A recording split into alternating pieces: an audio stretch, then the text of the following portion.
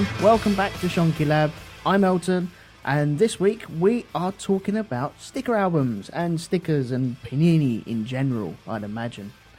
This week I am joined by Mr. Dave Probert. Hello. And Mr. Pete Organ. Hello. How are you? I'm all right, thank you, Mr. Elton. Jolly good. Yes, very, very good, thank you. Good. I had I had a funny thing this morning. I've been going off my tea recently. I don't know why. That's the inner voices talking to me there. They were doing that noise. They were going, why don't you like your tea anymore? What's going on? And hand in your British passport immediately. I feel like I need to hand everything that is British in to somewhere. I'm sure there's some sort of exchange that I can hand all my stuff into. But it was today. This morning was the very first morning I can ever remember waking up and not wanting a tea and not having a tea. I've woken up and not had teas because I've been rushing or had to go somewhere or just haven't had it. And then I had like a caffeine come down very early during that day. But today was the very first day that I went tea-free. It's How are you feeling now? Do you know what? I remembered it around about 2:00, and I thought, I don't fancy one. And I didn't have a headache or anything like that, because I get a horrible, horrible headache after not drinking it for too long. And yeah, I feel all right. I don't know whether I'm cleansing myself or not. So is this the beginning of a new tealess future for you? God, I hope not. I don't know. I don't know whether to go another day or not. Play it by ear. See what you feel like. Yeah, if I wake up with horrible headaches tomorrow morning, I know, no, I can't do this any longer. I can't drink coffee because that is gross for me. And, okay, I'll crack back on with the tea. But I don't know what it is. My palate or something like that has changed. And so I presume this is traditional English tea with milk and because I barely, the only time I drink it is when I'm inevitably offered it when I visit people, because at home I just drink Chinese green tea. Oh, right. Which is rather different. It's a knack to making it, but it's really refreshing and light. I can thoroughly recommend it. I'm not being paid any money by the green tea people to say that either. Unfortunately, wish I was. They're a powerful consortium, the green tea people. Oh yes. Well, it's China. Let's face it. You don't get much bigger. So, do you have like milk with this? No. Just if you do it with tea bags, you literally just tea bag in, hot water in, take tea bag straight out. And tea's just slightly greenish, and it's just a lovely mild flavour. It's lovely. If you leave the tea bag in, it's for anything longer than a minute, it's undrinkable. Oh, tastes like compost. You're a paint stripper. Yeah. Oh dear. God, we're all going all three counties on everyone at the moment, aren't we? Next up, jam jars. Blimey. Okay, so sticker books or sticker albums. I take it you two have had various ones across the years. Panini! Yes, indeed. Yeah. Oh, yes. Do you remember your first one at all? Either of you? Cause I was on a podcast last night and it felt very, very stagnant sometimes when I was asked a question. So I'm just going to open it up to everyone. So Fair enough. Okay. The one I have the strongest memories of would be I had a Thundercats one. Oh, wicked! All right, And it was specifically for the film, which, or certainly not the later seasons, which I don't think they'd actually put on telly over here at the time. So, it was kind of exciting because you were seeing all these kind of Thundercats stuff that hadn't been on the telly yet. It was when sort of Lion-O was doing all of his trials to become sort of leader of the Thundercats, so he had to take them on in different sort of tasks. awesome. So you got to sort of, again, it was just sort of screenshots of the series and stuff, and so some were individual stickers and some were sort of several you put together to make like a multi-panel sort of bigger picture. Yeah. That's the one I had the strongest memories of owning. I think I had a Beano one as well, I seem to remember. Oh wow! I didn't realise Beano did that sort of stuff. I know that they did like the they used to do like a sticker book where you could stick the stickers down and then lift them off again because they had that sheeny. Oh, type stuff. yeah, I remember Oh those, yeah, stick and peel. Yeah, That's it. Yeah. Bloody hell. I used to be able to stick them on windows as well, which annoyed my mother intensely, leaving horrible marks. Wow. What about you, Pete? Do you remember your first one at all? Yeah, not that this dates it or anything, but it was the Football 80, which is going back a bit. And I remember getting very excited. I don't know where I got it from. They tended to be given away. The actual albums were given away free in Whizzer and Chips. Yeah, which I think is how I ended up with Football 80. And then obviously they started spreading like wildfire in school. So then you had to get involved. That one I got. I mean, that was the first time I discovered the wonder of things like shiny stickers and all the football badges had the crests. They were all on shinies, and the team stickers were all two set. And I mean, it covered. I don't know whether they still do them today. I don't know they still do the football ones, but whether they're the same, because back in 1980 it covered every single British football league. I mean, British, it covered all the Scottish leagues as well. Yeah. Admittedly, by the time we got to Scottish, it was like quarter of a page for each one, and just the badge and the team sticker, and that was it. But yeah, and then I ended. And then the big problem with what to do with all your swaps at the end of things when you'd finished collecting, and as a result of that, I ended up with Emlyn Hughes on my bedboard for many a year, gradually fading as the time went by. Oh, wow. That's the stuff of nightmares. I really liked Emlyn Hughes. He was on Question of Sport and everything. He was my idol. Did the sticker of Emlyn Hughes age? Like he's youthful and beautiful, and that's it. Hughes' sticker aged slowly.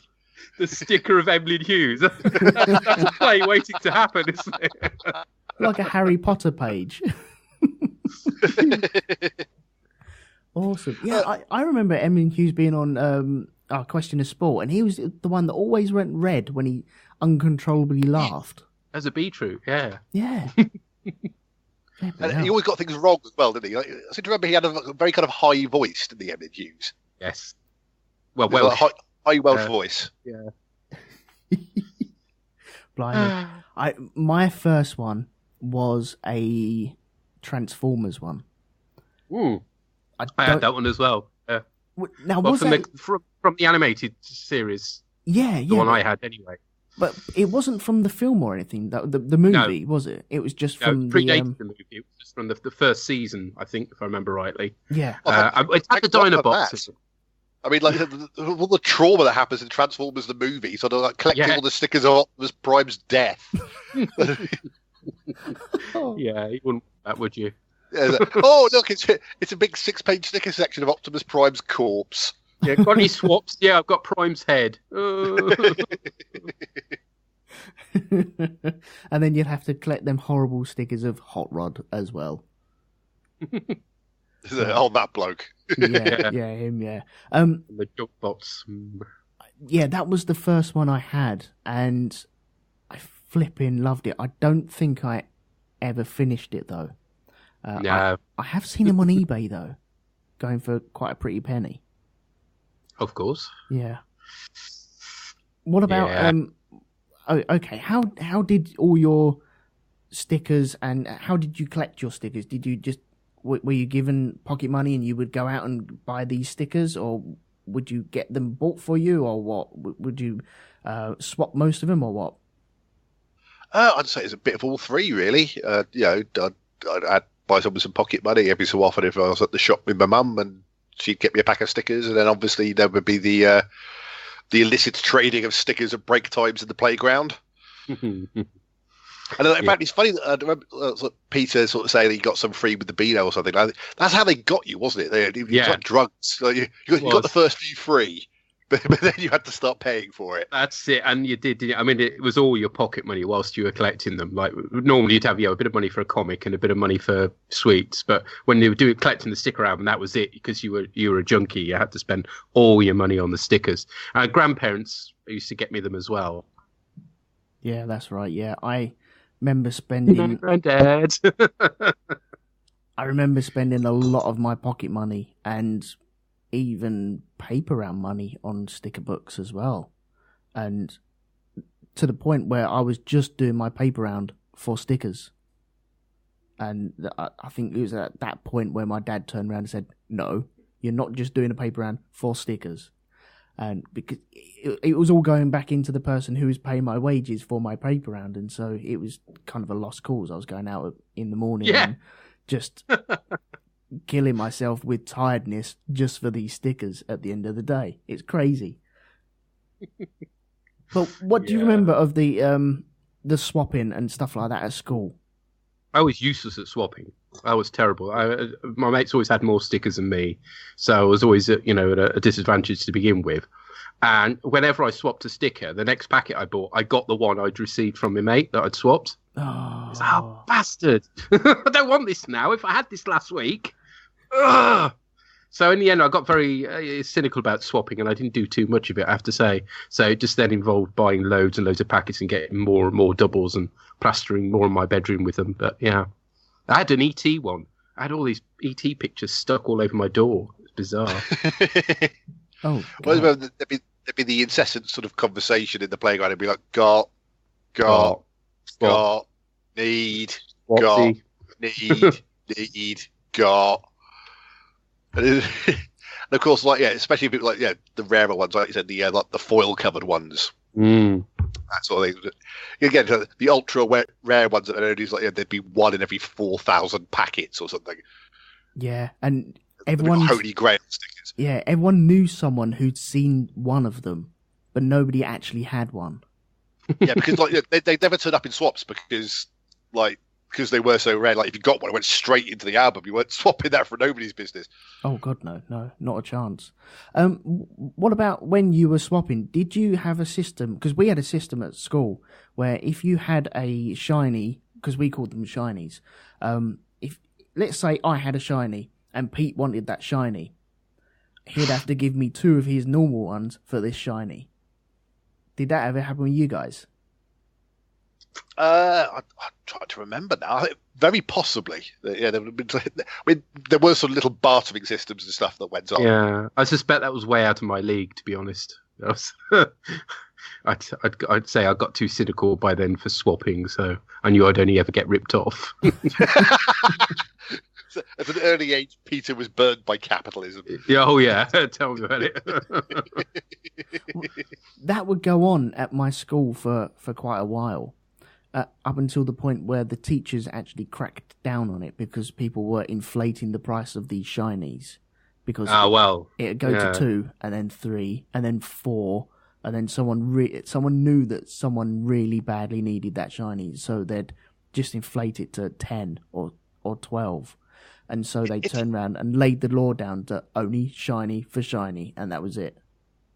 It's kind of like the free market economy being sort of learnt by kids, because that wasn't something that was taught to us. It was just us working it out for ourselves in terms of sort of what you could sort of trade and stuff. Yeah, but nobody sat down and said there wasn't any sort of economist turned up and said you know what you could do. So what you have here is a valuable commodity. I think you'll find that you can actually charge higher for it. Yeah. We actually sort of came up with these rules by ourselves. I think greed comes quite naturally, unfortunately, to human beings. Oh, you really want that, do you? Let me see now. Yeah. I mean, did you see my tweets about what's been happening in my daughter's school? It's a primary school, I hasten to add. But one kid was had up in front of the head teacher for selling his swaps for £5 a throw. £5. And he had £10 in his bag as well at the end of the day. So 2 mugs had presented £5 for stickers. Wow. Yeah. Yeah, I mean, and yet at the same time, you get people sort of paying that for adults, paying that for sort of rare trading cards and stuff on eBay. eBay. So while you think, oh yeah, that's a bit unscrupulous, at the same time, it's sort of you'll go far, kid. Yeah, he's like you say, it's learning capitalism early, isn't it? But they have a swap club now. They've had to ensure that it's all properly monitored. It's kind of like the stock exchange, I suppose. Yeah, they've got teachers watching over what the deals that are being done to make sure it's all legit and people aren't being ripped off. In fact, it's probably better controlled than the stock exchange. There's an official regulator. Yeah. And there's a bell at the end of the day, and all trading ceases. Yeah. Swap. Quickly, before it goes out. Oh, you missed the bell. Nuts. There's a runner named Hughes. Hughes. The kid at the back on the blackboard just sort of setting up the stock rates and stuff. Doing a tracker. So people actually paid £5 for these two stickers then? 2 kids paid £5. And where they got those £5 from, I dread to think. How much do the actual packets cost these days? That's a good question. Because I am collecting now. Because there's a Euro tournament coming up very soon. My son wanted a sticker book, and I thought, okay, well, if you're going to have one, then I'm clearly going to have one as well. And so I went out and got one for both of us. And the stickers now are 50p for a pack, and you get 5 in there. But they've shrunk. Either it's because I've got bigger and my hands have got bigger, or stickers have shrunk. And I'm assuming it's probably a matter of both, that the stickers have got a lot smaller. I haven't got an old It's like the sticker waggle album wheel though. thing, isn't it? Yeah, It all is. over again. Yeah.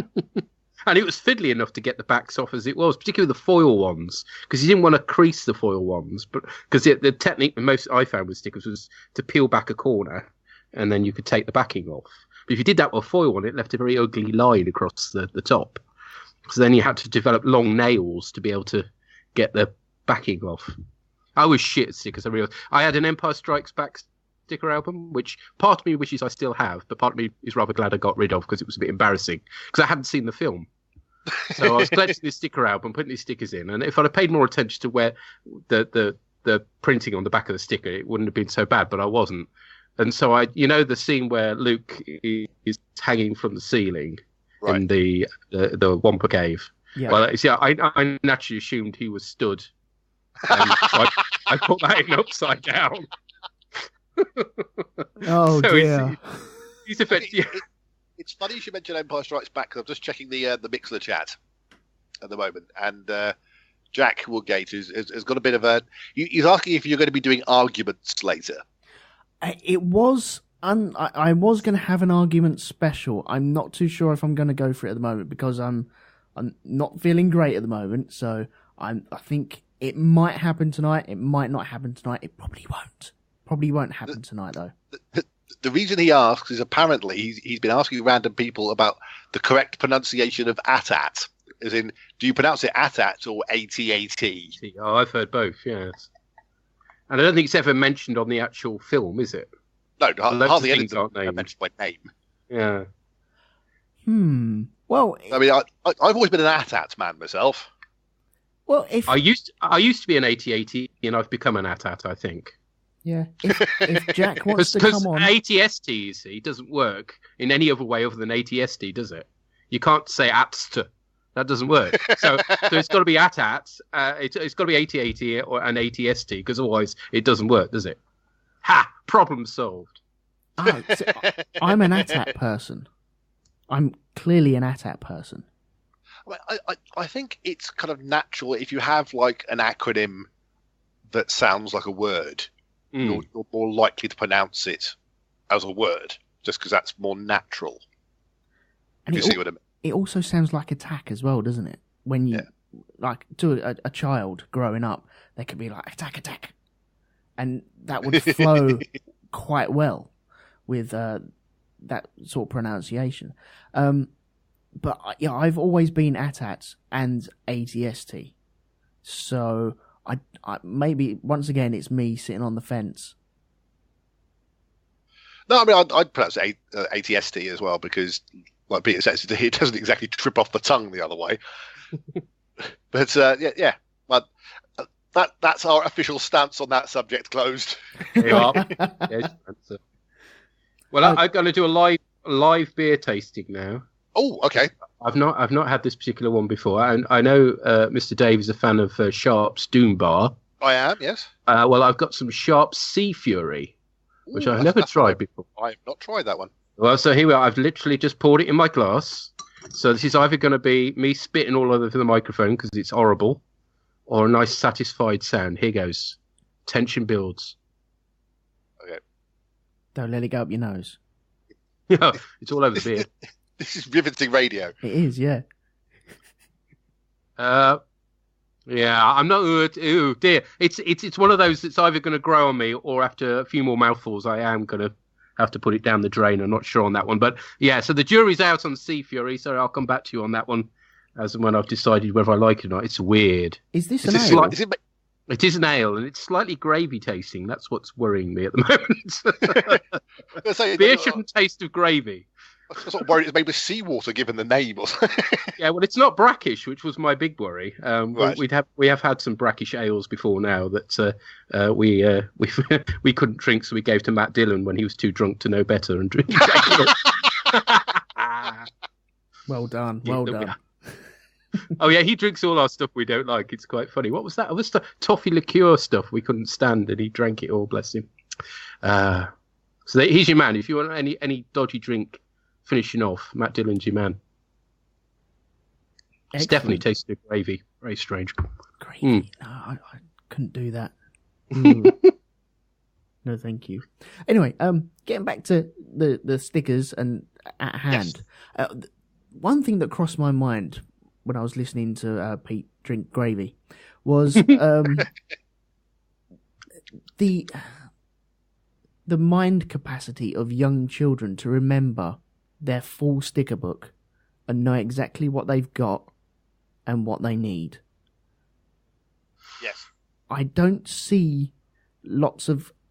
Because it's not a fad anymore, it's just... I think Panini make it for the 40-year-old to reminisce about collecting stickers and get their kids into it. And so, they've got me. Well done, Panini. Your work is done. But you don't see kids on street corners swapping and exchanging and brown paper envelopes and all that sort of stuff with stickers.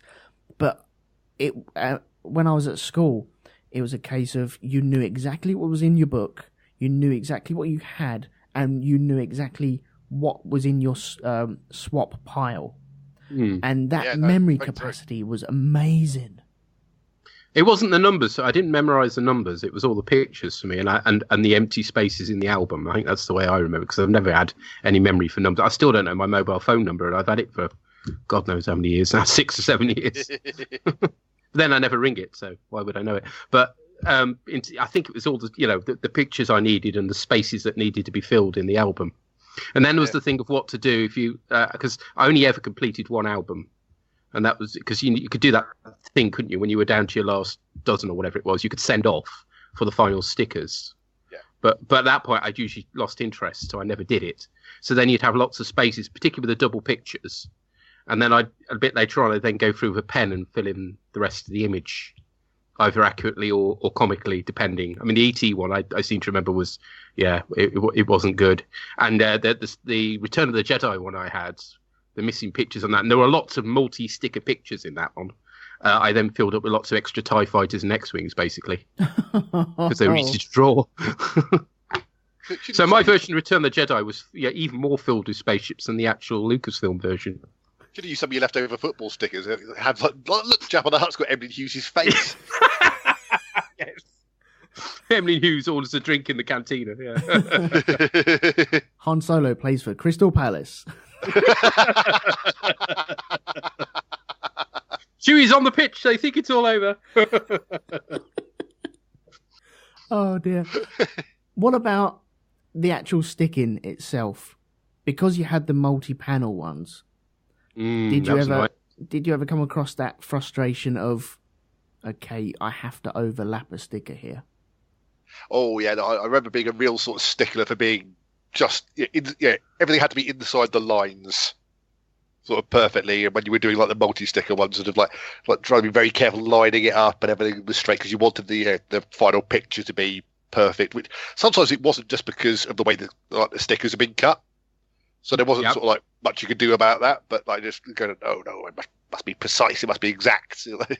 Of course, if you then got a swap of the right one, you could then line the swap up properly and overlay it on top of the one you got wrong, and you're all right. The downside is it was one of those like 9 stickers making up a picture, and you got the top left-hand corner, the bottom right-hand corner. It's like, oh, flip, how am I going to get this, gradually to work over time as I got the rest of the stickers gits.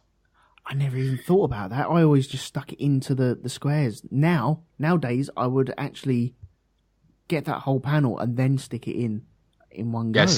Wait until you've got them all. But I never had the patience for that, you see. And as to getting it within the box, there were the boxes, but the boxes were never quite the same size as the stickers for some reason, They're not now. It was Yeah, that hasn't changed either. Okay. No, they're not now. The first one I stuck in on this one, I got it all lined up, and then once you're lining up your first sticker, you have massive flashbacks to all the other stickers that you've all stuck in incorrectly and all the other books that you've tried to complete. And I was lining it up. And now, is it a case of the sticker goes in the box or on the box? Mm. And so the first one, okay, fine, I'll go in the box. And you lay it down and you think, oh, that looks... Oh, no, it's not. No, you got me on the box. And that frustration, and then it all just welled up inside me, and then it was, 22 years of hurt just flooding back to me. Tears falling on your album. And tell me, Elton, if you're still collecting them, is the smell the same? Yes. When you open the packet, because that was a glorious moment, a fresh packet smell. It's exactly the same, yes. I do like it. I'm not one for the smells of stuff normally, but that is just childhood. But one big difference between nowadays and I suppose only a few years back is that they've changed their style with stickers. Now, right, I've got the actual album in front of me. This album has got, hang on, it has, how many stickers in this album? It's monstrous. 680 you've got to collect on this. Army. That's huge amounts. I think the other one before that, the 2014 one, was 600, maybe just over 600, I think it was. So, they're trying to get their money's worth out of this. Inflation, yes. Yeah, but they don't just do the square stickers. Now they've cut these stickers down the centre, and so you can have 2 players on the same sticker, which is it's bizarre. And so now you have 2 thin stickers on one sticker. Right. That sounds really weird.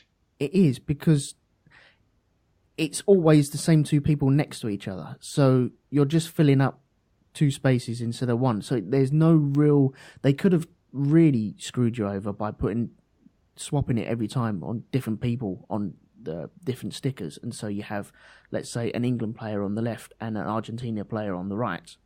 But they don't do that. They just keep 2 Portuguese players on that same sticker. So they could have screwed us over even more. But it was, when I first came to it, it was, that's nice. That's different. I like that. And then it's just, now I've got 2 to put in instead of 1. So what do you do for swaps as a grown man who presumably your work colleagues or whatever aren't also collecting the same stickers? You're not going to get to do it on a lunch break or something? No, it's just between me and my son. That's it. Right. Well, the power dynamic there is a bit askew, isn't it? You're talking that with me, son. Otherwise, no pocket money for you. I know how this works, mate. I really do. I get some sticker memories on the chat. So Jack Woodgate says he used to collect the Flash Gordon stickers when the film came out, but unfortunately, when the first sticker he opened had a big spoiler on it. Oh no! What? DJM253 says that he had a Panini Dinosaur album and had a Wild Animal album for them as well, and also asks what genius thought it was a good idea to do multi-panel stickers to be used by children. Mine always came out looking so janky and crooked. Yeah. Oh. And Doreen says sticking in the album required concentration. Top corner aligned across to the other top corner, other top corner, and so on. So yes, Doreen had a strategy by the sound of it. Wow. I think she had like a protractor and stuff by the sounds of it in order to get it right. That's awesome. Right, I've got some notes here. You've already spoken about the smell and stuff like that. I was looking through the internet for sticker albums. I don't know whether this is true or not, but there was obviously E.T. ones. Pete, you had that one. Mm-hmm. There was Care Bear ones, which I didn't collect. Funnily enough, I didn't have that one. Yeah. World Cup ones, football ones, Euro ones. There was a Threads one. What? Okay. Threads the sticker album. Well, this I've seen it. I don't know whether it is someone's photoshopped it or not. Surely. That sounds like a joke. I don't think that could have possibly been an actual sticker album. So, yes, collect stickers of the nuclear apocalypse of the 80s. Imagine children just swapping them over in the playground while eating Wotsits as well. Yeah, I've just found an image of it, and it's very much a mock-up, I'm afraid. Oh, nuts. Damn. Yeah. That's a pity. I'll put it through on the Skype thingy. I sort of like it as a concept. Yeah, it is. It's quite cool. I did have a tweet from Herc. He popped up, as he does every now and again, and he did give me a tweet. So I did say I want to read this out, right? He said, years ago, I had a Mighty Max sticker album. I had 6 stickers left, one a shiny. Pack after pack, they just wouldn't appear. Then one day, my dad brings home a few packs. One of them was all 6, and he swears this really happened. Now, this is where we get really Herc. Assuming there's 200 stickers in an album, the chances of that happening are 1 in 60 trillion. Hashtag miracles do happen. Oh dear. Well, I can't argue with that for obvious reasons, but I'm not sure whether the good Lord has much power over Panini. But anyway, I found the Thundercats sticker album. Is that the green one? Yeah. Ooh. And it was the Smurfs one. I had that one. That was definitely a Free and Wizard and Chips jobby. I would never have bought that otherwise. No. It was apparently an A-Team one. Damn, I missed out on that. Yeah, in fact, Gareth Thomas has just popped up into the chat and says he had the A-Team one, and he had the Star Wars one, and apparently his mums did send off the check to the back page to complete his Transformer album. You couldn't get the swaps. Yeah. No, I was never allowed to do that. I think it was just a case of, no, if you can't collect them, then we're not going to send off and just so you can complete the book. So never really got around to doing it. The only time we have done that nowadays, when we've all grown up and everything, is when the first Transformers movie came out, which I quite like for my sins. There was a sticker album for that. What, the live action one? Yeah. And right, okay. We did manage to finish that, but it was a case of there's forums and everything to fill out your book, and typing in, like, I need number 157, 158, 642, and you just go through all this, and people exchange them with you, and it works really well. I'm surprised that it works really well. Well, yeah, I mean, like, kind of sticker albums, that sort of thing, you probably think there'd be a boom for that online, because it'd be a much easier thing to do swaps for, like on like an online forum or something. Yeah, I would have thought so, definitely. What did you guys do with once you'd completed a book, or once you'd just got bored of the book, what did you do with your swaps? Lunchbox. I had a very sort of a sticker-heavy lunchbox. Right. And just on exercise books, that sort of thing. You know, just pretty much any way you could put a sticker. Right. Yeah, they've just covered my bedroom, basically. Bedroom door, bed itself. Yeah, my mum despaired, really. Oh my God, Pete, you've just put that A-Team one in the chat. Yeah, how excuse the phrase, shonky does that look? That's not a proper picture from the show, is it? It's somebody's bad illustration. In crayon, by the looks of it. Yeah, it looks like the cover of one of those cassette book tie-in things you'd get. It looks like the cover of an issue of Looking, actually, doesn't it? I've suddenly got wet play feelings coming back to me all over again. Well, you keep your fetishes to yourself, will you? Yeah, they do still call it wet play, don't they? This isn't something I've accidentally...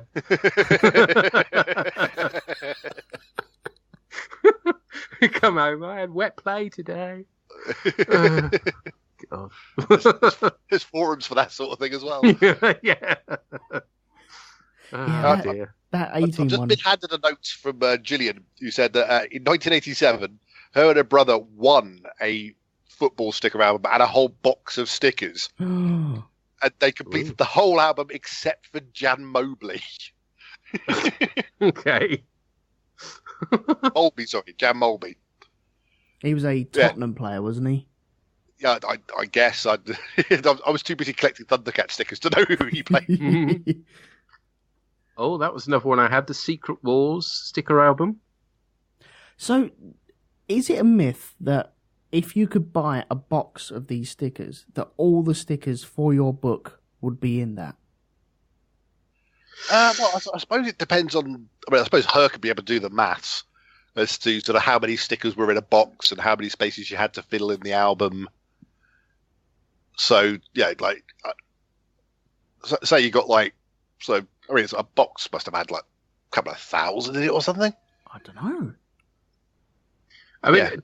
So, like, when you think, like, yeah, you've probably got, like say, 1,000 stickers and you've only got, like, say, 200 spaces to fill in the album. Logically, I mean, to be fair, like Gillian's stories like that. So, like, she had an entire box of stickers and still didn't complete the album. Yeah. So it sounds like it was a myth. Yeah. Blimey. Yeah. I've always fancied just buying a book and then buying a big box of it and then just slowly working my way through in the knowledge that I probably would end up finishing it anyway. But I suppose that defeats the objective of you never know what you could get from someone else. It takes the frisson of excitement about what's going to be in the packet, doesn't it? If you know you've got them all to begin with. Yeah. Yeah. I mean, that Dandy Beano album you've just sent a picture over for, Peter, that's the one I had. Uh-huh. That's definitely the one I had. Celebrating, was it 51 years or something? Yeah, it was 50 years of the Beano, I think it was. Oh, yeah. Wow, yes, I do remember that. Yeah. I think I did that. What year would that have been then? Oh, God, 50 now years. you're I suppose it must have been, what? I was still in junior school, so probably about sort of 85, 86 maybe. Okay. I remember that cover. I don't know. But that Transformers one that you've put in the chat, yes, that is the one that I had. I think that's the one that everyone had. Yeah. Flipping loved that. I think it came free with, unsurprisingly, the Transformers comic, which is how I ended up with it. Right. Yeah. Well, DGM253 says that his non-album stickers got plastered on the side of his dresser and loads of scratch and sniff stickers. Oh my.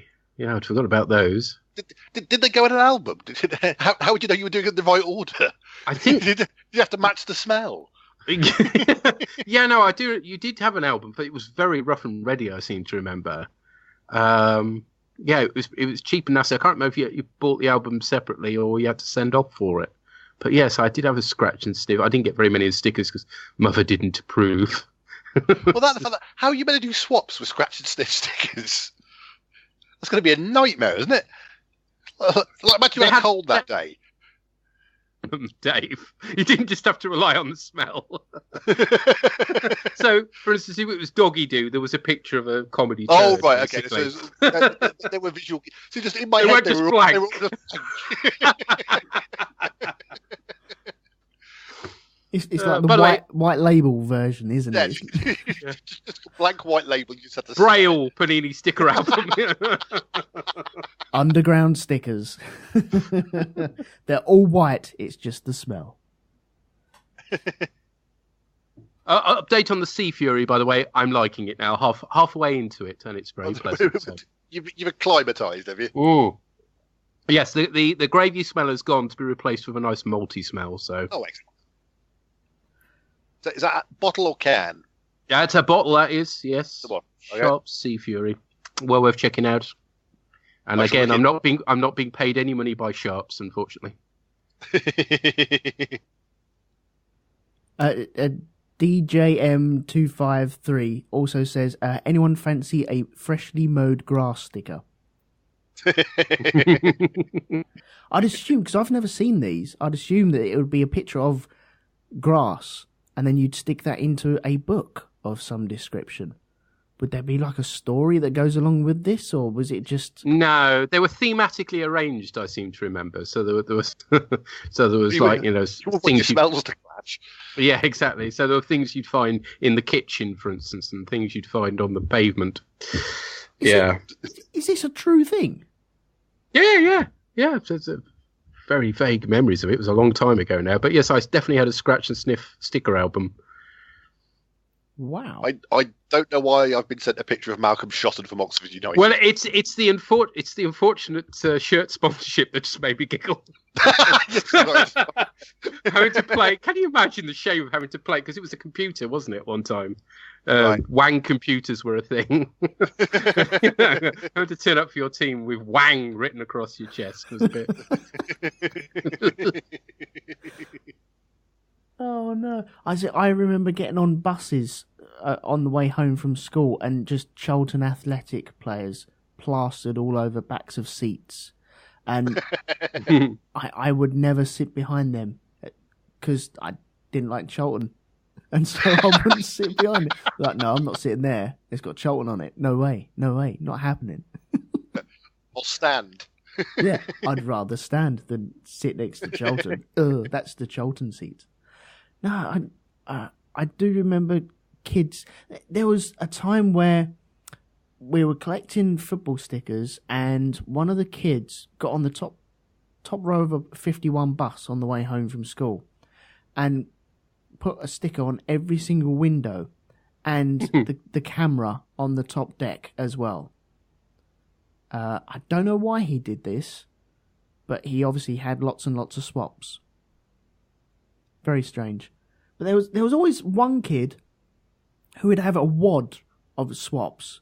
He was like Tony Soprano and getting out all of his £100 notes. He'd have it rolled up. Dormant shaking their hands with swaps in his palms or thing. Make people off. But they would have wedges of this, and they'd be all wrapped up in rubber bands, and be like, okay, right, and you'd hear the rubber band twang off, and it'd be like, okay, right, here we go. Got, need. Oh, it was brilliant. I do miss them days. I kind of wish my workmates would do that.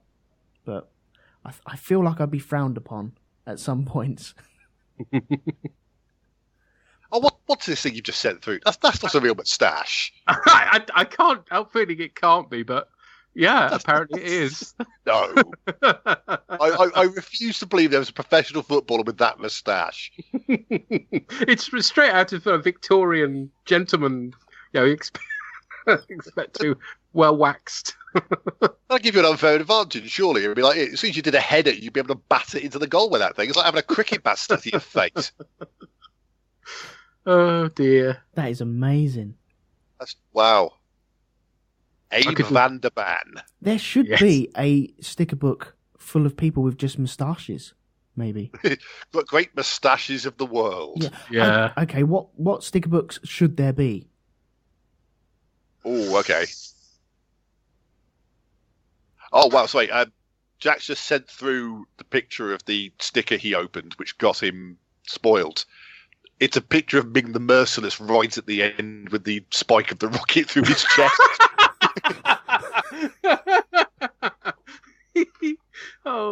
Yeah, that's so good. Oh, bless you. He just suggested there should be a Breaking Bad sticker book. Yeah, I'd do that. Then obviously you have to be a Game of Thrones one as well. Then again, you'd be into difficult spoiler territory, wouldn't you? There. Oh God, yes. Oh, could you imagine collecting the Red Wedding selection?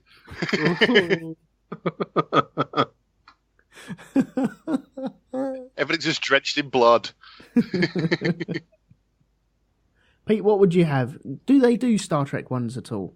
I'm trying to remember if there was. I have a feeling there may be, but to Google, I think, to find that one out. But yeah, there was. I think it was just covering the first season, so not exactly something you'd particularly go out to get.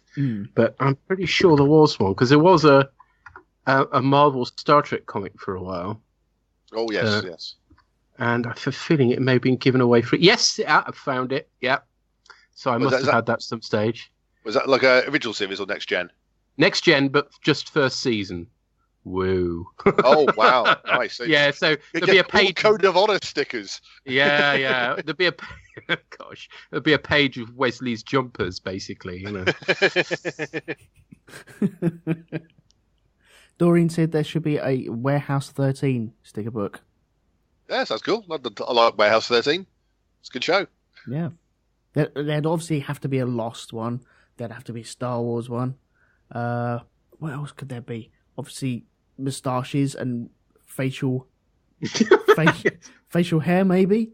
I'm surprised, sort of like old school Doctor Who fans haven't got like a sort of a behind the scenes team sticker book where you collect all the directors and floor managers and costume designers and stuff like that. Because that's the sort of ephemera a lot of Doctor Who fans are into, sort of who worked all the behind the scenes stuff. It should be a royal sticker book, and all the shinies would be Prince Philip making a gaff. Collect all the corgis. Doreen suggested a Ready Room sticker book. Hey! Excellent. Yeah. An entire album just of Ready Rooms with several pages with Livingston the fish. Yes. It's got to be done. I'm surprised that they didn't do adult versions. Do you mean porn sticker albums? Yeah. You've got the two stickers making the one picture, and you've only got the one half. That would be a bit bad, wouldn't it? Yeah. Lining up nipples. Yeah, it'd be kind of like those old school kind of peanut boards they used to have in pubs of a sad lady who would be revealed more as you bought more peanuts. Yes. Here's one thing that I have noticed recently. Okay, right. You have a choice, right? You have two stickers, which fill into a 2-sticker picture. Now they are cut differently, so they're slightly cut from different molds. So do you line up the picture or keep the stickers in the box? Oh, don't make me choose. No, you have to. This is the that's choice you have to make. This is the Sophie's Choice of sticker albums. This is I think ultimately I would preserve the picture. I think you have chosen wisely. Yeah. It's like, I mean, unless you're going into some sort of abstract expressionism, sort of like the Picassos or something. Well, let's take this to your adult sticker book, and you have a young man or a young lady, and they're laying on their side, and so you can see the side of their body, the curvature, as you would. You know, imagine that not lining up. It would be very awkward. It'd bug me every time I open that page. It would be a difficult fap, wouldn't it? Yeah. Yes. You know what sticker album I would have liked? Street Hawk. Ooh. It should have been a Street Hawk sticker album. Oh, wow. Yeah. Well, surely there was a Knight Rider one then. That must have been, mustn't there? Let's have a look. I thought it had been a Knight Rider one. Street Hawk would have been up there, dude. There were just fewer episodes. Was there Doctor Who ones at all? There was the new series. Yeah, I was going to say, I imagine new series, old series, probably. It covered the first couple of seasons, so it's about 10 years old now. But yeah, that's the one I actually completed, but that's because I was a wee bit older. Yeah, because sticker albums sort of were only really kind of on the rise as the sort of original run of the series was sort of coming to a close, and it wasn't really as big in the public eye kind of thing. Yeah. I think they did do sort of like so I suppose like the old sort of cigarette cards or those kind of trading card things. Yeah, just like the smaller collections. I think you get. Yeah. There The word on Knight Rider, by the way, is bubblegum cards, but no stickers, I'm afraid. Okay. Right. And bubblegum cards were poop, weren't they? Because the bubblegum was always horrible and dry and manky and rancid. And the cards themselves, because they didn't come with an album, so what did you do with them once you had them? I'm glad you've come on to this, because there are football ones where they brought this out. But what cards do you remember getting? Because I got the Simpsons packets, and I've still got them up in my loft. And they were collections, and you'd get in the packet, you'd get 4 cards and a sticker with that. Right. All right. I had some Battlestar Galactica, as in the original Battlestar Galactica bubblegum cards. A friend gave to me. But I didn't. Yeah. Again, what do you do once you got them? Because there's no album for them. Whereas you remember the Tazos when they redid the Star Wars films. Yes. Yeah. In fact, with the package of crisps. Gillian still has the Star Wars book that you put the Tazos in. She's still got that somewhere. Yeah, because you could get the album, and it was really satisfying sticking the big card Tazos in. Yeah, I think with the bubblegum cards, you can get little kind of albums, with sort of little pockets you could put the cards in, sort of like a display book kind of thing. I think I might have found one. I think that's the sort of thing you have to sort of send off for.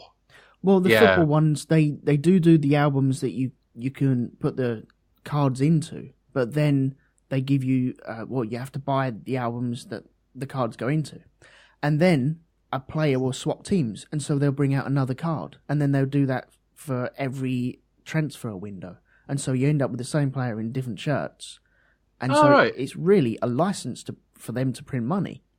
And what a surprise! But probably doing deals with football agents on the side. Any chance you can sell him? We got a whole load of other things to print out here. Exactly. Yeah. Scope out the album, by the way, for the Knight Rider bubblegum cards with the most 80s font ever. Oh, that's awesome. That's straight out of Multicolour Swap Shop, isn't it? Yeah. Oy, oy, oy. Oh, yeah.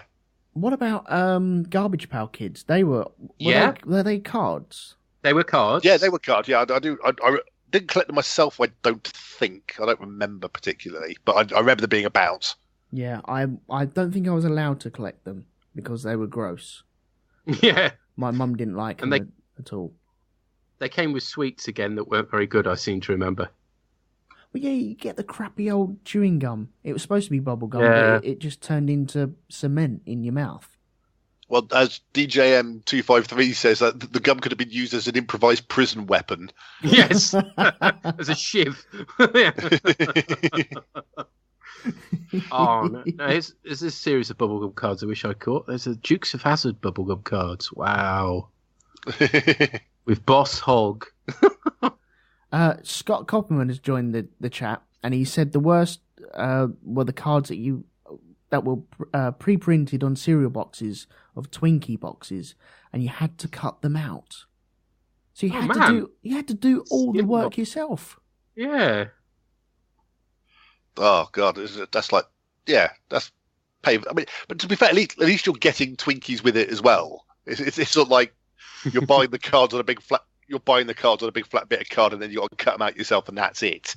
At least it's a byproduct of owning Twinkies. So you got an angry kid sat on the floor eating Twinkies full of sugar with scissors. Yeah, I can see nothing wrong with that.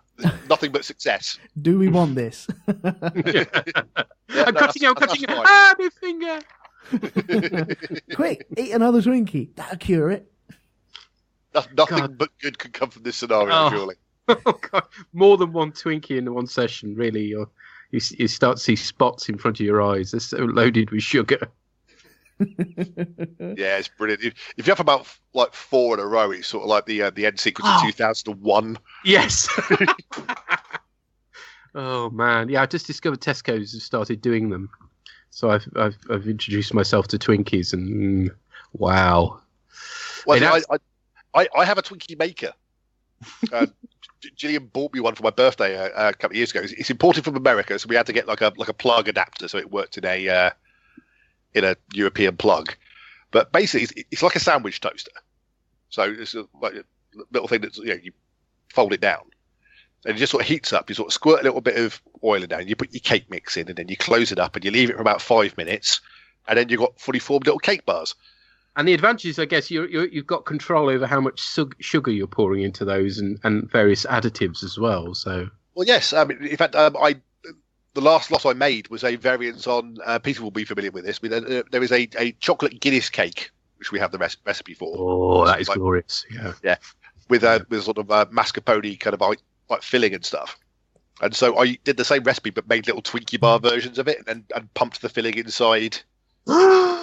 So it was like chocolate Guinness Twinkies with mascarpone filling. They were awesome. Wow. That sounds scary, actually. I don't think I want to go anywhere near that. Well, basically, it just makes tiny cakes. So you can basically just get any cake mix you want and make the cakes in Twinkie shapes.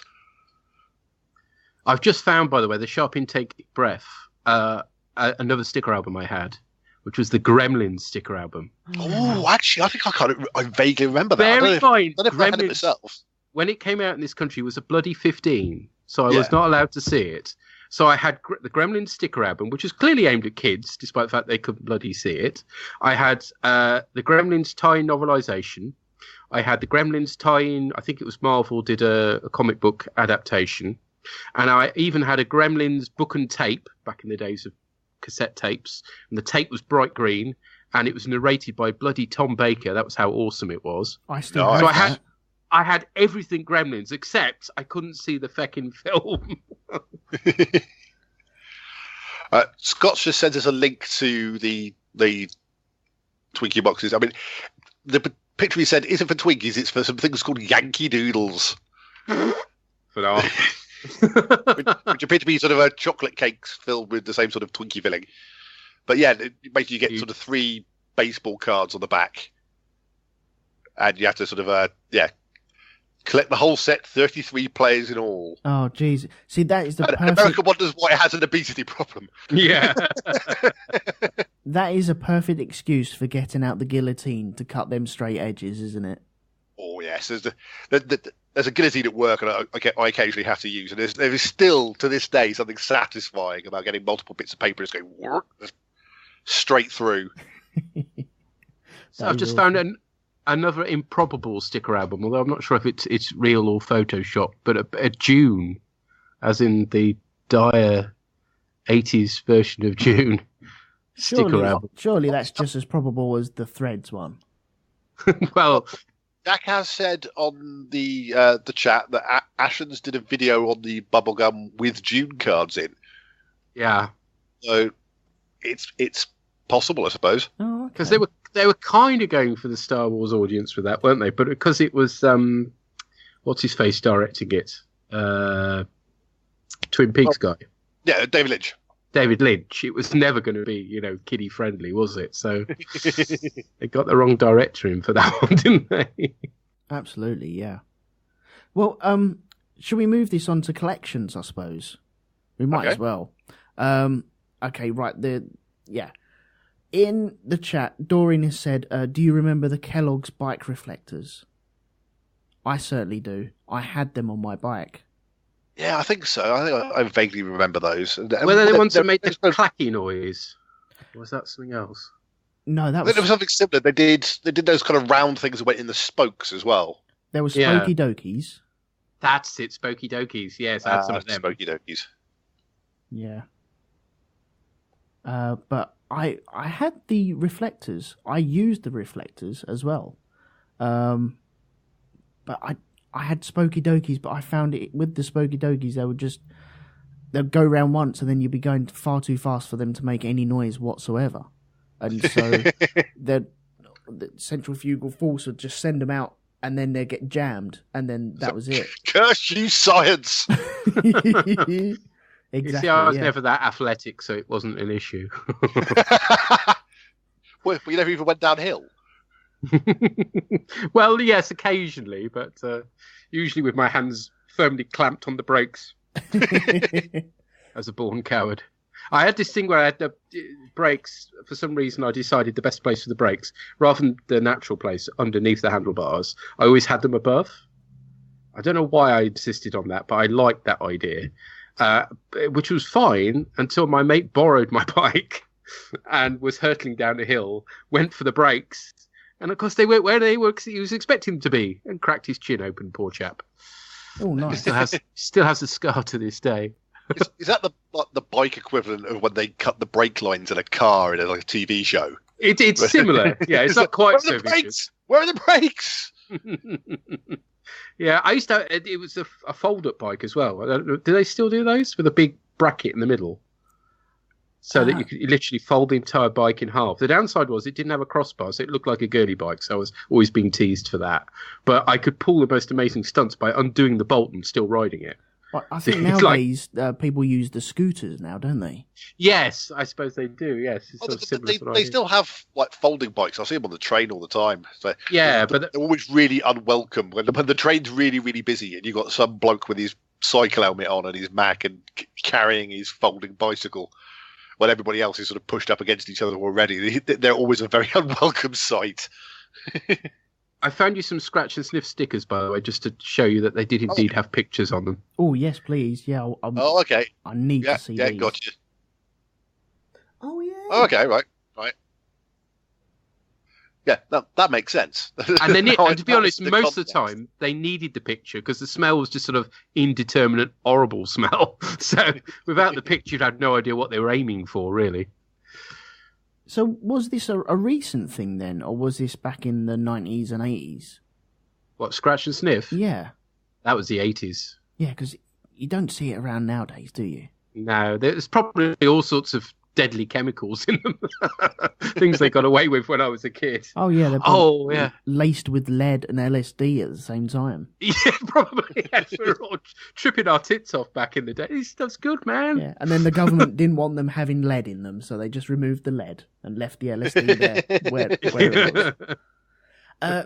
Did anyone collect the coins that came out with either World Cups or like Italy 90? You'd have a coin collection that you'd have to get at petrol stations, and you'd fill up with your petrol. Your mum and dad would fill up with petrol, and after so many miles, you'd get coins, and it was such a faff just to get all the coins for this thing. We never got bloody coins, you lucky bag. We got fucking glasses. Glasses? For garages, glasses, yeah. To drink your squash from. The early loyalty thing, like the SO Tiger tokens, like Premier points and stuff, and if you did enough driving, you could swap them for like a glass tumbler set or a set of steak knives or something. It's like basically you could swap it for the contents of the Bullseye prize board. Yeah. Scott has said, my brother just sent me a picture of something we used to collect. Those lead inch-high figurines made when you play Dungeons and Dragons. They were mini statues, and we used to paint them with model paint. That's pretty much Warhammer 40,000. Yeah, I was going to say, stuff. It's probably very early Games Workshop. They certainly did a tie-in for... There was a series of books. There wasn't Fighting Fantasy. It was a similar approach, though, called Lone Wolf. Oh, yeah. And they did tie-in figures for that. And they were proper lead, really heavy and really deadly. I got the app for that, and somebody did an app that recreated the Lone Wolf books. Mm-hmm. So you could just sort of play through the Lone Wolf books, and it did all the dice rolls for you and stuff. Well, the clever thing about the Lone Wolf books, just to go off topic for a minute, was that they had the dice rolls on the pages. So you didn't need dice to play it. You could just flick through the book to get your dice roll. But they didn't think it through because, of course, as soon as you've done that, you've lost the page you're on. So you had to remember to write down what entry number you're at before you then flick the pages to get your random dice roll. Otherwise, you were screwed. And there were tables involved as well, I seem to remember. You cross-referenced the number you got on another number, and it gave you whether you'd won or not. It was bizarre. Yeah, but I think that's how the combat went. Sort of, if you got certain numbers and then you rolled for the enemy and they got, because you added the score to their already existing kind of defense or attack scores and stuff.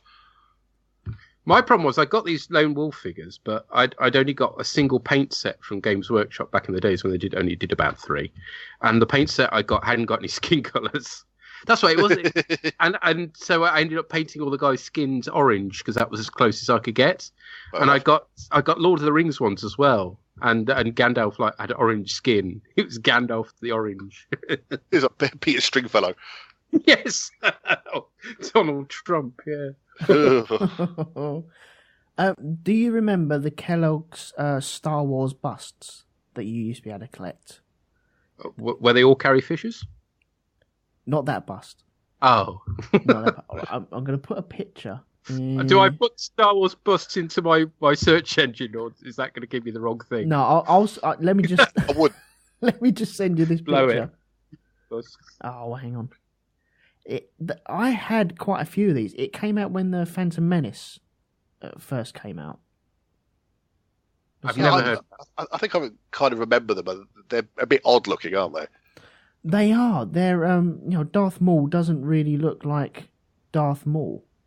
Well, I've put Star Wars bust in, and all I've got is a load of things you see when you go into Forbidden Planet and cost about £500 each. Oh, I think Scott's just put up on the chat the thing of Muscle Men. Remember Muscle Men? Yeah. Basically, it's like little pink muscly fellas. Muscle Men, right? I'm going to have a look at that. Yeah, there are pictures on the chat box on Right. Mixler. Okay. Is it Drew and Tracy? It is, yeah. Hello there. Look there. Oh, hello. They Hello. did. Hi, guys. We was listening in and we thought, oh, why don't we dial in? Why not? Indeed. I was intrigued by the sticker Panini albums that you were talking about. Are you doing any at the moment? Probably not. But Not yeah. at the No. minute, but we kind of regressed to No, no. our childhood where we were kind of thinking about, because the main Panini stickers were football, weren't they? Yeah. But from a girl's point of view, we had Barbie, Ooh. which was shit. I didn't even know To Barbie be fair. Panini existed. And it made you hate her even more for some reason. We were just So was talking about, was it Doreen's point about the spooky dokey things in cereal packets? Yeah. Where actually now they've kind of cottoned on because they put the prize in a cereal packet outside of the cereal. But when you go back to when we were kids, the toy was like in the packet of cereal. So you had to either eat it for about 6 weeks before you got the toy, or you literally emptied the whole packet out on your kitchen table. Oh yeah, no, I always just stuck my hand straight in the box and rub. It was like a lucky dip. You just stick your hand in the Rice Krispies and rattle around until you found the toy. It was in with the Absolutely. cornflakes, wasn't it? That can't be very hygienic, Absolutely can not. I Some don't dusty remember old- caring. it?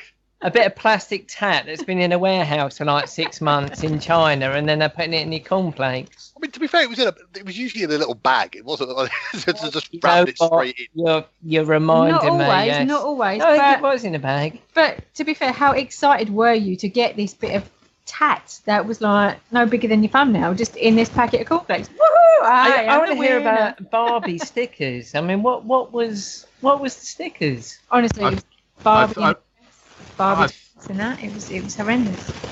But you had to collect them once you got that book, which you got kind of for free. It was horrendous. Yeah, that's how it starts. To get you hooked early. Absolutely. I remember having arguments with my brother trying to get the stuff out of the cereal packets as well, because it was a case of, okay, it looks like I'm finishing this cereal. That means he gets to open the next packet. Okay, I don't think I'll have that cereal today. I want toast today. I'll let him finish that.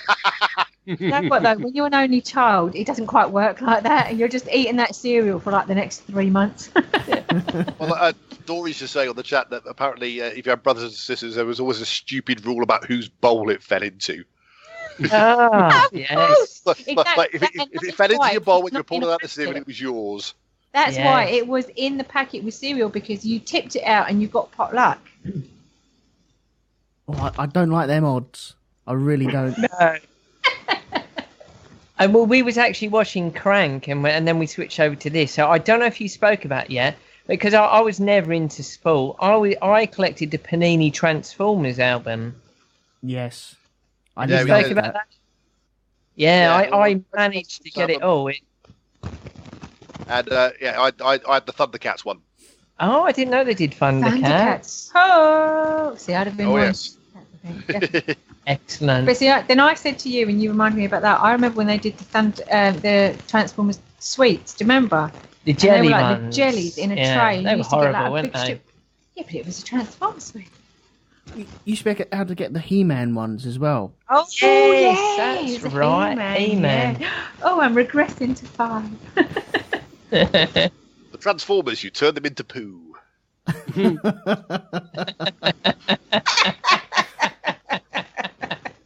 I'm so glad I didn't think of that when I was a kid. Oh, that's disgusting. More than meets the eye. More than meets Anyway, the eye, and don't touch your eyes as well. Lovely to speak to you. No worries, man. Thank you very much for joining us. Thank you very much. See you, mate. Bye. Bye. That was a wonderful little interlude. Wow, I wasn't expecting that, and they're halfway through Crank as well.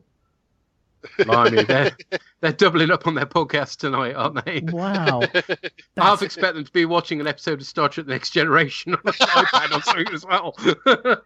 Multiple televisions going. Yeah. Like David Bowie and The Man Who Fell to Earth. Yes, that's it. Yeah. Watching everything on podcasts at the same time. Right, I'm going to have to look at these Muscle Men. I need to see these because I know. I tried searching for Muscle Men and immediately realised that was not a good idea. We need something more specific. There's already a link. Your search history has got Star Wars busts and Muscle Men in there. Oh, Yeah, I know. It's not going to look good for me, is it? Really? I remember the Muscle Men. Definitely. Holy crap! Apparently, it was a Brave Star sticker album. Who the hell collected that? Awesome. So the Gremlins one that we were talking about earlier on. So I take it told the story of just the actual film then. I think so. Yes. Yeah. It's been so long, but I think that was the idea. I had the story about 6 million times over without actually having seen the film. But yeah, I think it just did the plot. Gotcha.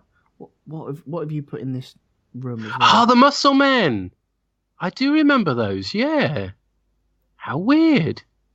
What did they actually do anything? I mean, no. I think they were just little figures. Weren't they squidgy?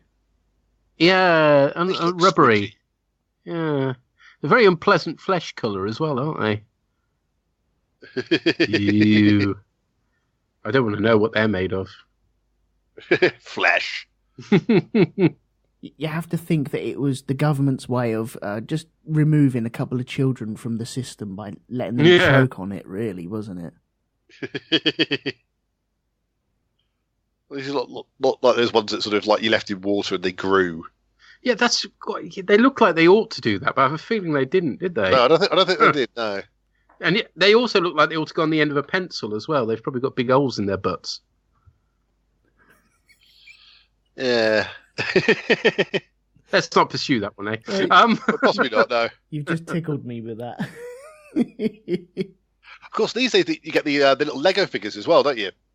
Yeah. In the packets, which people... Yeah, mystery bags. Mystery bags. Grown-ups fighting each other over. And it's the whole thing of groping the bag to try and... Yeah, you get the figure whisperers who can sort of pick it up and fondle the bag, work out which one's inside. Oh, you've done that as well then, have you? I've tried and failed, but I've no idea when I've tried it. The only one I've succeeded on, there was a mystery bag set that the kids were into of Mario Kart figures. Right. And they were after Toad, and that wasn't exactly difficult. It was like, oh yeah, mushroom shape, I've got it, yeah. Well, there was a spate of people collecting Smurfs during the 80s, possibly 90s as well. And now they go for huge money. I think weren't they the ones that came in like Kinder Eggs? Did like a little range of Smurfs that you could get. I think they did at one time. Yeah. But back in the day, they were again. I think they were a thing you got from garages. It's odd how garages seem to have driven a lot of our collecting. They were. Yeah, there were little treasure troves, garages back in the day that sold you practically everything. Yeah. They don't do stuff like that no more, though, do they? They don't even do the Legos. They like the Lego people. But all you can get nowadays is DVDs. Okay, you're not really good. Well, I suppose people in the back seat are going to watch DVDs. and CDs and just horrible collections of music, really. Out-to-date Ginster's pasties. Oh, God. Don't remind me. What other collections were there? That I can't remember of anything else that I used to collect. Well, I'll tell you what there is now that I'm horribly addicted to, and it's up there with blooming Panini stickers, and that's Pokemon cards, which my daughter's got me hooked on because she wanted me to buy some for her birthday. Of course, I had to buy some to be able to play with her. Next thing you know, it's like, oh yeah, they're quite good. Them, I'll just buy one packet just so I've got a bit of choice, and I want a few of that type, and I haven't got any of those yet, so buy another packet.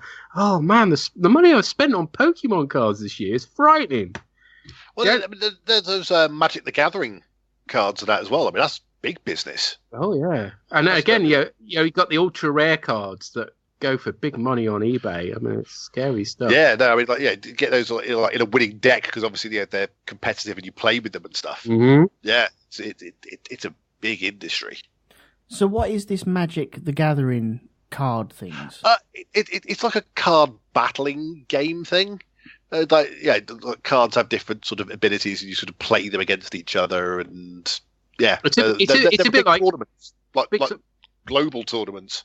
It's a bit like Games Workshop, but instead of figures, you've got pictures on cards with stats, basically. So it's kind of, I suppose, Top Trumps-ish, effectively. Right, okay. But it's a lot more complicated than that because you've got different types of cards that can do different things.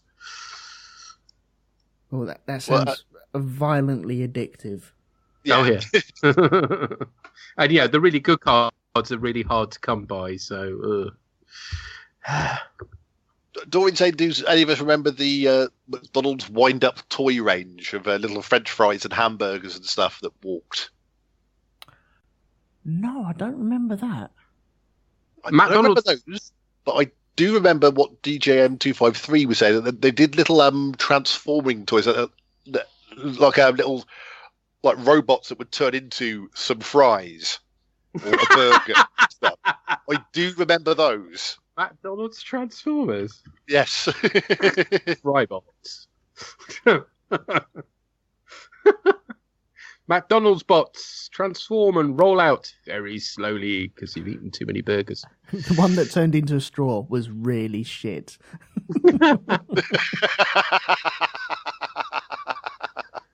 That's probably the most complicated one because it starts out as like a long stick, but you pull it out into lots and lots of tiny little bits, and it all twists up into something really, really complex. Oh God, no, I don't remember any of that at all. Yeah, no, I'm just making that bit up. No, I think I may have found them. I'll just put it in the thing now.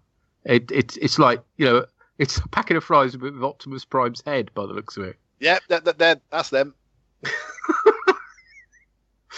Yeah, because, they really needed to disguise themselves as fast food in order to blend into society. Presumably they didn't arrive back in prehistoric days, because, I mean, that doesn't make any sense, would it? That's where the Dinobots came from. Yeah. Wow. That's amazing. Okay, well, I think we've done long enough talking about collections and stickers. I think that suit the crowds for now. Are there any last words, or would you like to just plug away on what you've got? No, I think we've pretty much covered everything in terms of our memories of collectibles. Okay, cool. Okay, then. Well, thank you very much for joining us in the chat room. Thank you, everyone. It's been rocking. I do believe the kids would say nowadays. I wouldn't know. Pete, thank you very much for joining me. No worries. Would you like to share what you have to the rest of the world? Beyond my beer. Yes. If you want to listen to my dribbling on about Star Trek, currently we're mainly doing Star Trek Deep Space Nine. My good lady wife are indoors, Anne-Marie and myself. It's on the broadcast. And likewise, you can also hear me talking with Lee and Andy Plastides about spaceships on Space Dock Jury. And no, I still haven't forgiven you for Mr. Spoon. Oh, yeah. I'd forgotten all about that. Maybe Believe me, I haven't. Maybe we'll have a little chat in the green room after about that. Over a Coke. Yeah. And Dave, would you like to plug away, please? Thank you very much, sir. You can hear more of me on Twice as Bright, Half as Long, where we talk about shows that have only lasted 2 seasons, and we're currently in the middle of our coverage of Twin Peaks. And just got quite excited because somebody pointed out that that Agent Carter being cancelled, while sad, also means it's now eligible to be covered on Twice as Bright, Half as Long. So cool. That may well go on the list for future viewing. And you can also hear me on my chat show Tangential Deviation. And you can find both of those on geekplanetonline.com. Nice one. Thank you very much. Well, I suppose I should plug away as well. You can also join me. I'm the 4th chair on Black Dog. It pops out of my head then just for a moment. Christ, I'm going to get in so much trouble for that. Flipping out. You can find that at blackdog.geekplanetonline.com. It's a chat movie review kind of club type thing. You probably know it. I'm sure you've heard of it once or twice. We do have Patreon, so you can head towards the Shonky Lab page, which is at shonkylab.com, and we got all the links there for either future episodes, which I think the next episode will be about schools. So if anyone wants to join me to talk about schools, get in touch with me either via the Twitter or Facebook or email or anything like that. I am touchable, shall we say, or contactable would be a better word. Yes, I think yes. I'd stick contactable. With Yeah, let's not go for touchable. Oh dear, I can hear that yew tree ringing in the background. And with that, I suppose we will bid you adieu, and it's just time for me to say, please leave quietly. This is a residential area.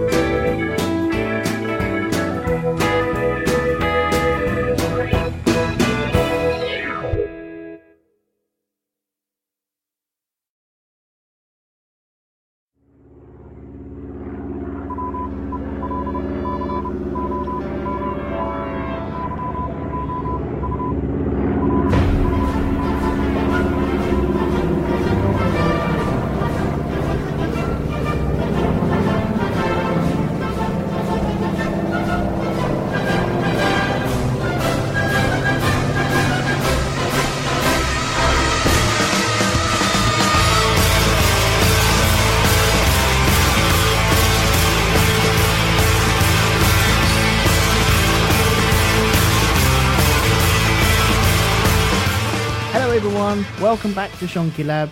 I'm Elton, and this week we are talking about sticker albums and stickers and Panini in general, I'd imagine. This week I am joined by Mr. Dave Probert. Hello. And Mr. Pete Organ. Hello. How are you? I'm all right, thank you, Mr. Elton. Jolly good. Yes, very, very good, thank you. Good. I had I had a funny thing this morning. I've been going off my tea recently. I don't know why. That's the inner voices talking to me there. They were doing that noise. They were going, why don't you like your tea anymore? What's going on? And hand in your British passport immediately. I feel like I need to hand everything that is British in to somewhere. I'm sure there's some sort of exchange that I can hand all my stuff into. But it was today. This morning was the very first morning I can ever remember waking up and not wanting a tea and not having a tea. I've woken up and not had teas because I've been rushing or had to go somewhere or just haven't had it. And then I had like a caffeine come down very early during that day. But today was the very first day that I went tea free. It's how are you feeling now? Do you know what? I remembered it around about 2:00, and I thought, I don't fancy one. And I didn't have a headache or anything like that, because I get a horrible horrible headache after not drinking it for too long. And yeah, I feel all right. I don't know whether I'm cleansing myself or not. So is this the beginning of a new tealess future for you? God, I hope not. I don't know. I don't know whether to go another day or not. Play it by ear. See what you feel like. Yeah, if I wake up with horrible headaches tomorrow morning, I know, no, I can't do this any longer. I can't drink coffee because that is gross for me. And, okay, I'll crack back on with the tea. But I don't know what it is. My palate or something like that has changed. And so I presume this is traditional English tea with milk and because I barely, the only time I drink is when I'm inevitably offered it when I visit people, because at home I just drink the illicit trading of stickers at break times in the playground. And in fact, it's funny that I remember Peter sort of saying that he got some free with the Beano or something. That's how they got you, wasn't it? It was like drugs. Like you got the first few free, but then you had to start paying for it. That's it, and you did. I mean, it was all your pocket money whilst you were collecting them. Like normally, you'd have a bit of money for a comic and a bit of money for sweets, but when you were collecting the sticker album, that was it because you were a junkie. You had to spend all your money on the stickers. Grandparents used to get me them as well. Yeah, that's right. Yeah, I remember spending. Granddad. I remember spending a lot of my pocket money and even paper round money on sticker books as well, and to the point where I was just doing my paper round for stickers. And I think it was at that point where my dad turned around and said, "No, you're not just doing a paper round for stickers." And because it was all going back into the person who was paying my wages for my paper round, and so it was kind of a lost cause. I was going out in the morning and just killing myself with tiredness just for these stickers at the end of the day. It's crazy. But what do you remember of the swapping and stuff like that at school? I was useless at swapping. I was terrible. My mates always had more stickers than me, so I was always at a disadvantage to begin with. And whenever I swapped a sticker, the next packet I bought, I got the one I'd received from my mate that I'd swapped. Oh, bastard! I don't want this now. If I had this last week. Ugh. So in the end, I got very cynical about swapping, and I didn't do too much of it, I have to say. So it just then involved buying loads and loads of packets and getting more and more doubles and plastering more in my bedroom with them. But yeah, I had an ET one. I had all these ET pictures stuck all over my door. It's bizarre. Well, there'd be the incessant sort of conversation in the playground. It'd be like, got, need, got. And of course, especially people the rarer ones, like you said, the foil covered ones, that sort of thing. Again, the ultra rare ones that are only there'd be one in every 4,000 packets or something. Yeah, and everyone holy grail stickers. Yeah, everyone knew someone who'd seen one of them, but nobody actually had one.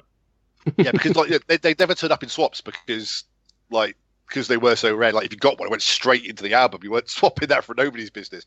Oh God, no, not a chance. What about when you were swapping? Did you have a system? Because we had a system at school where if you had a shiny, because we called them shinies. If let's say I had a shiny and Pete wanted that shiny, he'd have to give me 2 of his normal ones for this shiny. Did that ever happen with you guys? I'm trying to remember now. Very possibly. Yeah, there were sort of little bartering systems and stuff that went on. Yeah, I suspect that was way out of my league, to be honest. I'd say I got 2 Chinese green tea. Oh, right. Which is rather different. It's a knack to making it, but it's really refreshing and light. I can thoroughly recommend it. I'm not being paid any money by the green tea people to say that either. Unfortunately.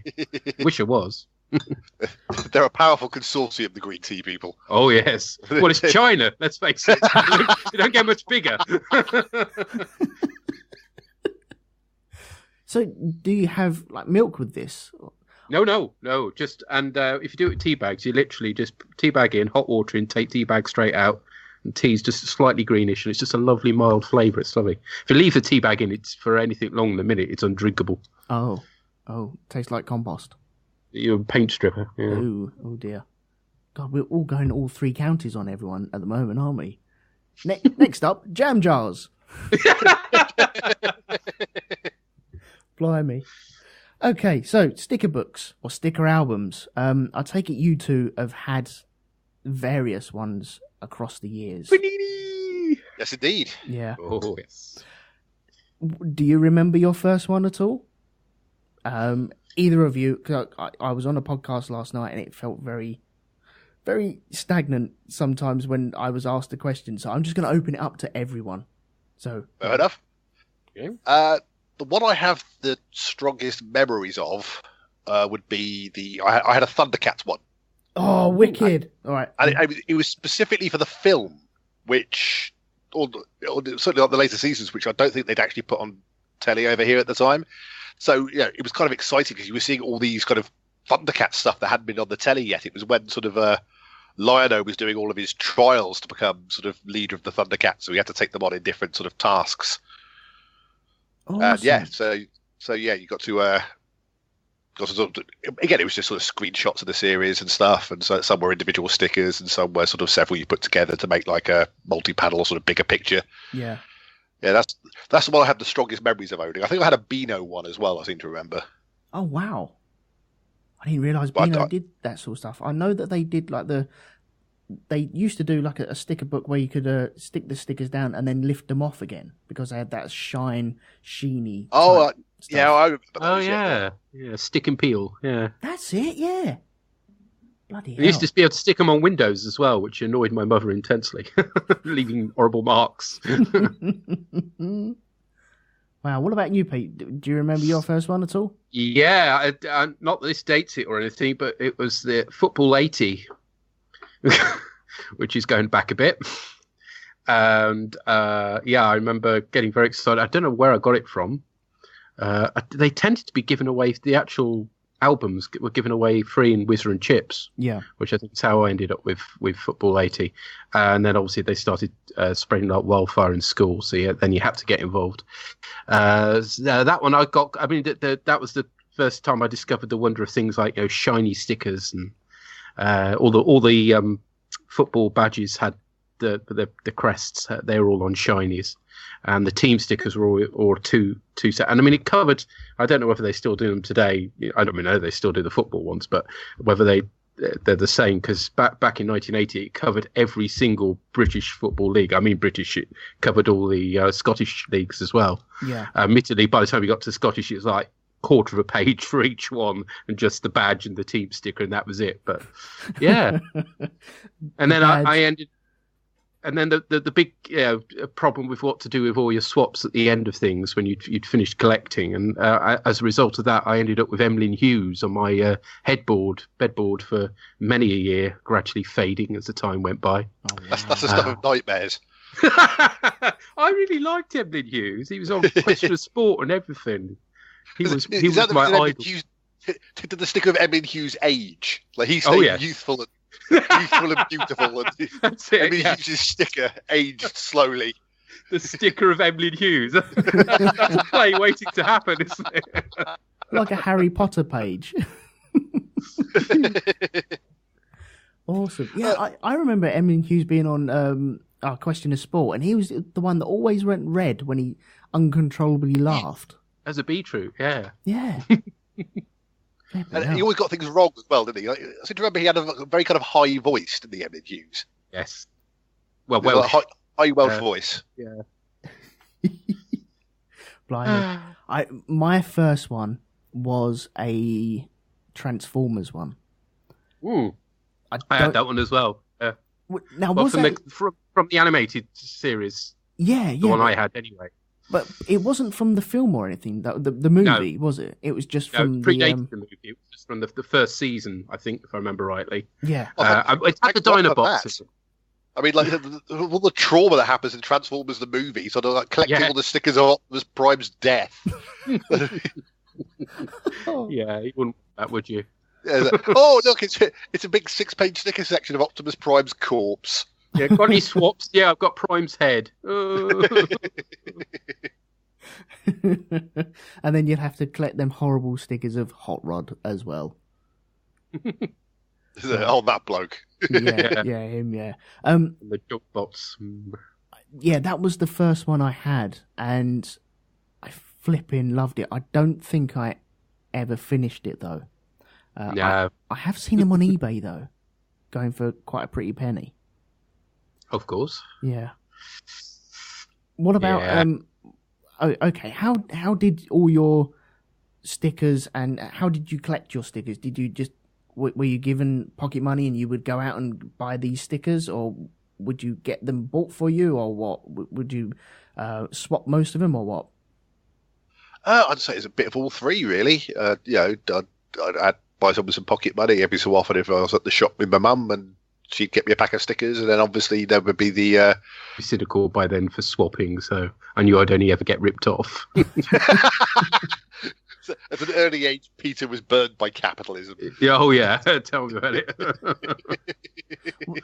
That would go on at my school for quite a while, up until the point where the teachers actually cracked down on it because people were inflating the price of these shinies.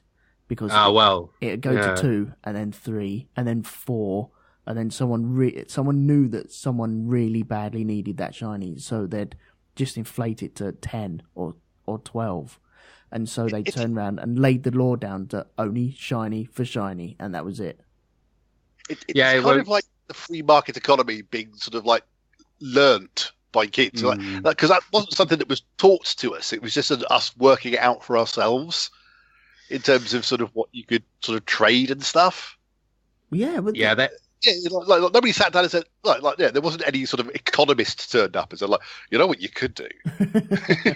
So, what you have here is a valuable commodity. I think you'll find that you can actually charge higher for it. Yeah. We actually sort of came up with these rules by ourselves. I think greed comes quite naturally, unfortunately, to human beings. Ooh, you really want that, do you? Let me see now. Yeah, I mean, did you see my tweets about what's been happening in my daughter's school? It's a primary school, I hasten to add. But one kid was had up in front of the head teacher for selling his swaps for £5 a throw. £5. And he had £10 in his bag as well at the end of the day. So 2 mugs had presented £5 for stickers. Wow. Yeah. Yeah, I mean, and yet at the same time, like, you get people sort of paying that for adults, paying that for sort of rare trading cards and stuff. On eBay, So while you think, oh yeah, that's a bit unscrupulous, at the same time, it's sort of like you'll go far, kid. Yeah, he's like you say, it's learning capitalism early, isn't it? But they have a swap club now. They've had to ensure that it's all properly monitored. It's kind of like the stock exchange, I suppose. Yeah, they've got teachers watching over what the deals that are being done to make sure it's all legit and people aren't being ripped off. In fact, it's probably better controlled than the stock exchange. There's an official regulator. Yeah. And there's a bell at the end of the day, and all trading ceases. Yeah. Swap. Quickly, before it goes out. Oh, you've missed the bell. Nuts. There's a run on Emlyn Hughes. There's a kid at the back on the blackboard just like setting up the stock rates and stuff. Doing a tracker. So people actually paid £5 for these 2 stickers then? 2 kids paid £5, and where they got those £5 from, I dread to think. How much do the actual packets cost these days? That's a good question. Because I am collecting now, because there's a Euro tournament coming up very soon. My son wanted a sticker book, and I thought, okay, well, if you're going to have one, then I'm clearly going